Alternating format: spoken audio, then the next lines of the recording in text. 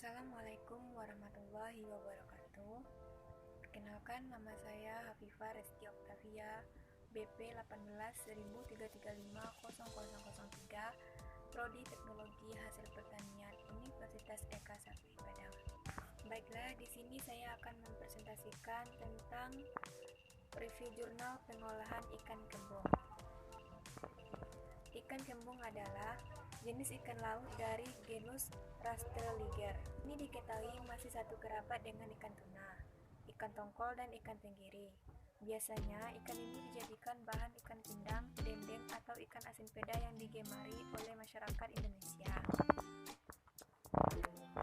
Yang pertama, perbandingan tepung ikan kembung atau Rasteliger, Canagurta L, tepung mokaf, dan tepung terigu terhadap karakteristik biskuit.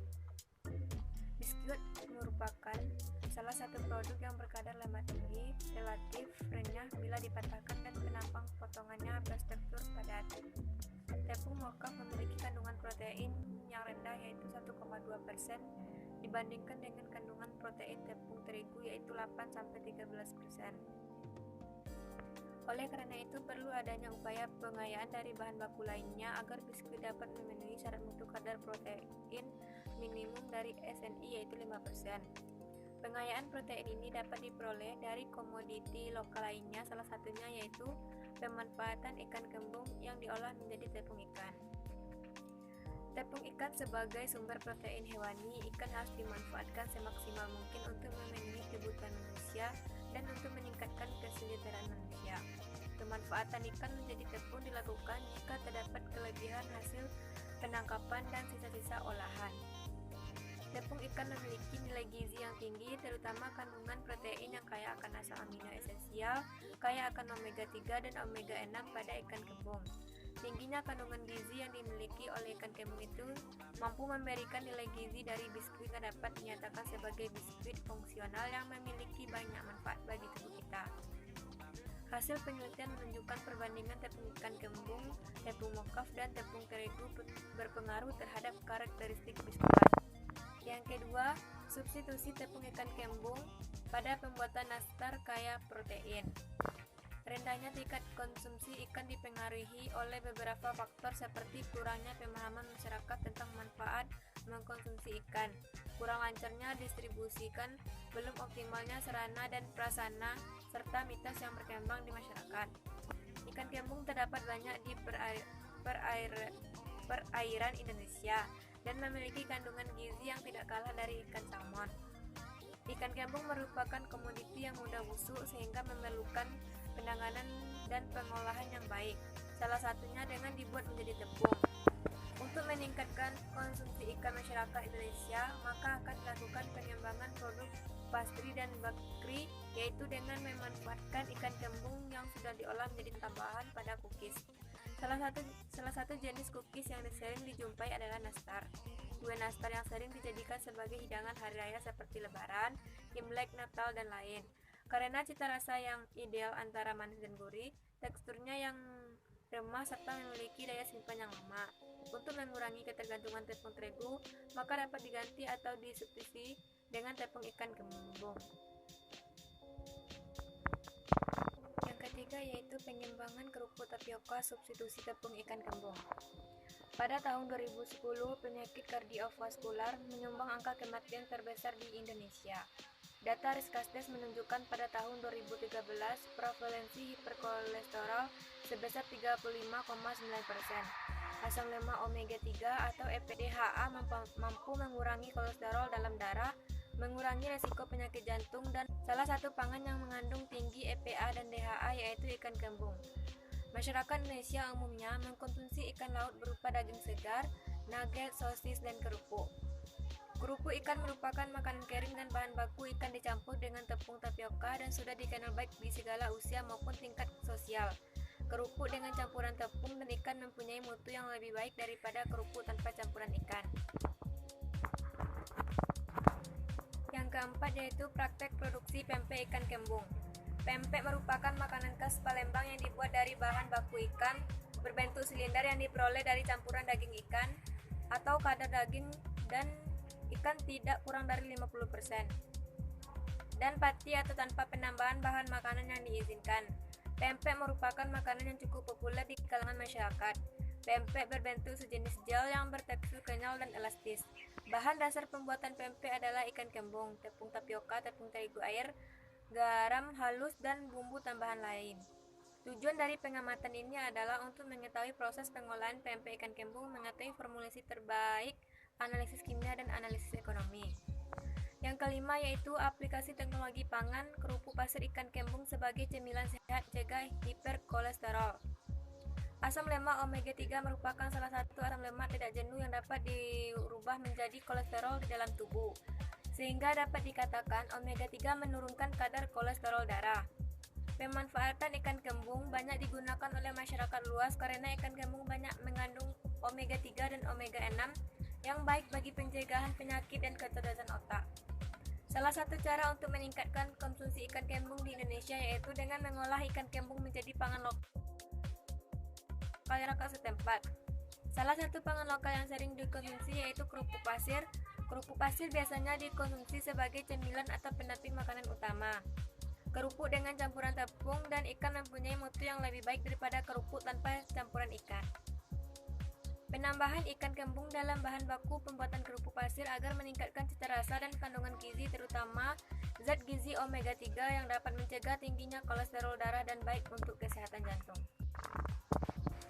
Yang keenam yaitu aplikasi teknologi pangan sosis ikan kembung sebagai pangan sumber omega 3. Penggunaan bahan kimia pada jajanan anak di Indonesia semakin meningkat. Data BPOM menunjukkan pada tahun 2010 pangan jajanan anak sekolah yang tidak memenuhi syarat sebanyak 35,46%. Asam lemak esensial omega 3 dibutuhkan dalam pembentukan sel-sel otak untuk meningkatkan tingkat inteligensia. Omega 3 dapat ditemukan di produk perikanan. Ikan kembung merupakan ikan air laut yang banyak mengandung omega 3 yang baik bagi kecerdasan otak. Penelitian ini bertujuan untuk mengembangkan formulasi sosis dari ikan kembung sebagai pangan sumber omega 3.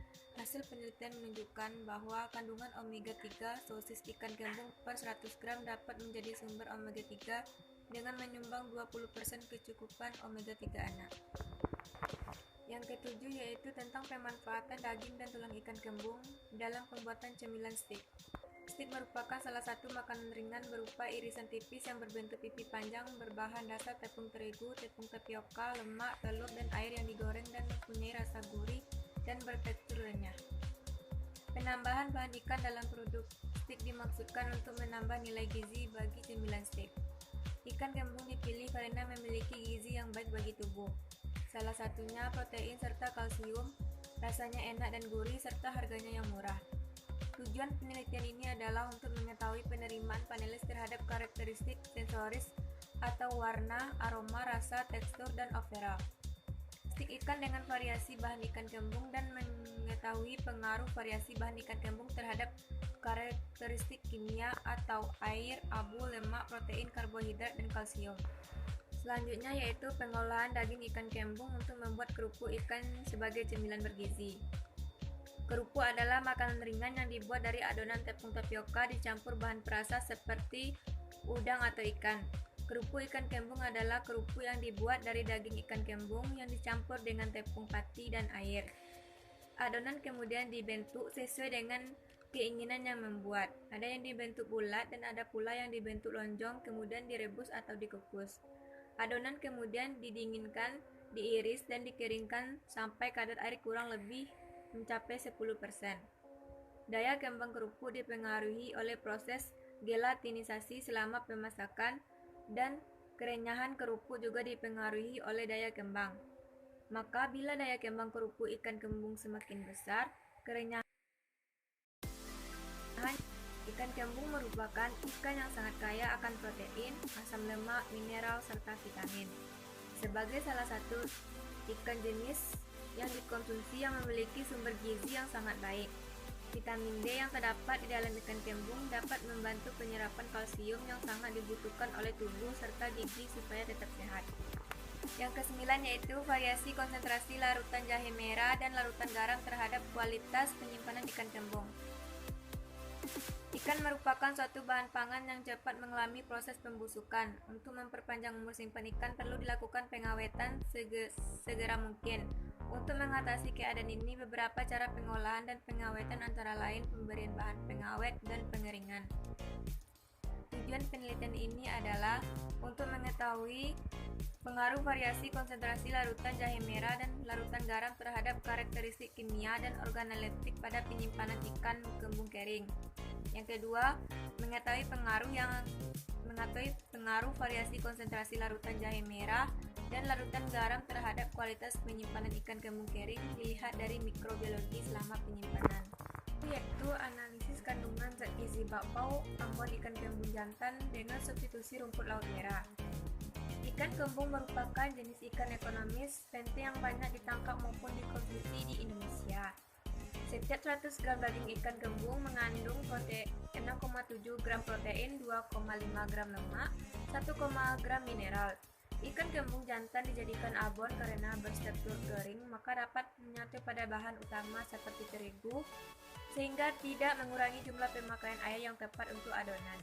Selain itu, jika dijadikan abon, maka akan semakin berkurang sehingga tidak terlalu menyengat untuk dimakan. Alga merupakan salah satu sumber daya alam hayati Indonesia.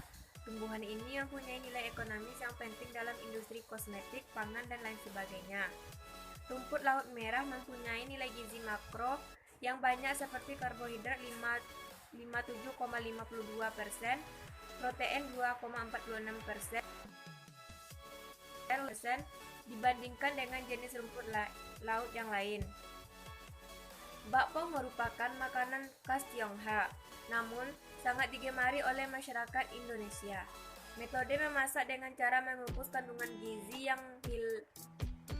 yang hilang relatif lebih kecil dapat menjaga kesegaran bahan makanan yang dimasak serta mampu mempertahankan warna, rasa, dan bau asli dari bahan makanan yang dimasak.